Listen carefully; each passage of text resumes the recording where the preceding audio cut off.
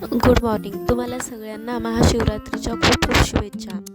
आजचा दिवस खास आहे कारण महाशिवरात्रीच्या पवित्र सकाळी आमचा प्रवास सुरू झाला छत्रपती संभाजीनगरवरून आमच्या गावाकडे. सकाळचे शांत वातावरण, धुक्यात हरवलेलं डोंगर आणि रस्त्याच्या दोन्ही बाजूने उभे असलेले हिरवेगार झाड खरंच मनाला वेगळंच समाधान देत होते. सकाळचा प्रवास म्हणजे खरंच एक म्हणजे मनाला शांती देऊन जाणारा असा प्रवास राहतो.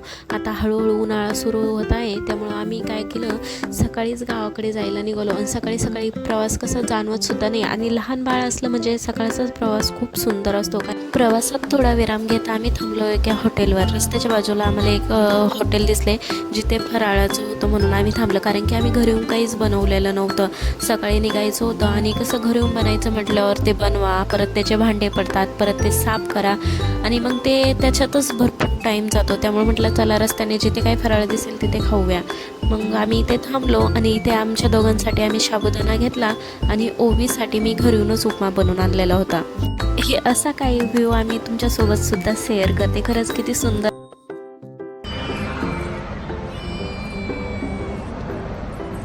इथे असं गोंडूसा आम्हाला मांजरीचं पिल्लू दिसलं. खरंच खूप सुंदर होतं ते पिल्लू.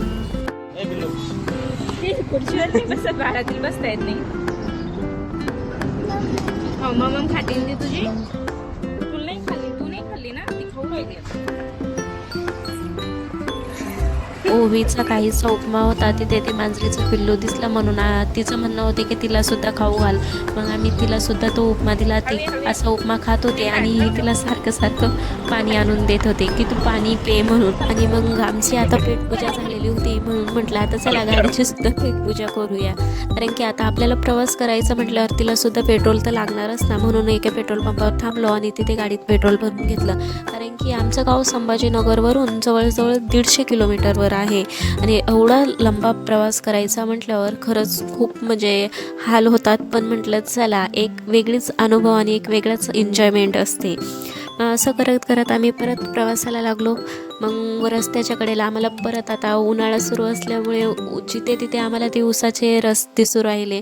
म्हटलं चला आपण सुद्धा घेऊया. उन्हाळ्यात उसाचे रस घेण्याची एक मजा अलगच राहते, म्हणून आम्ही एका रसनंतीवर थांबलो आणि मग तिथे आम्ही दोघांनी रस घेतला. आम्ही घेतला म्हणजे ओवीला सुद्धा तो पाहिजेतच होता.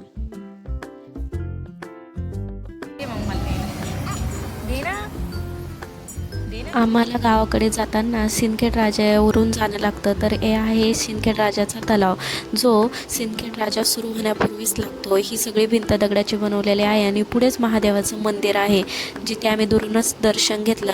आणि बाजूला जिजाऊ सृष्टी आहे, जे की आपल्या सगळ्या दुनियाला म्हणजे सगळ्यांना माहीत आहे की इथे जिजाऊ मातेचं हे माहेर होतं. म्हणून आम्ही तिथे सुद्धा नक्की नेक्स्ट टाईम एक व्लॉग बनवू त्याच्यावर स्पेशल. पण आज आता आम्हाला टाईम नव्हता म्हणून आम्ही सरळच गेलो.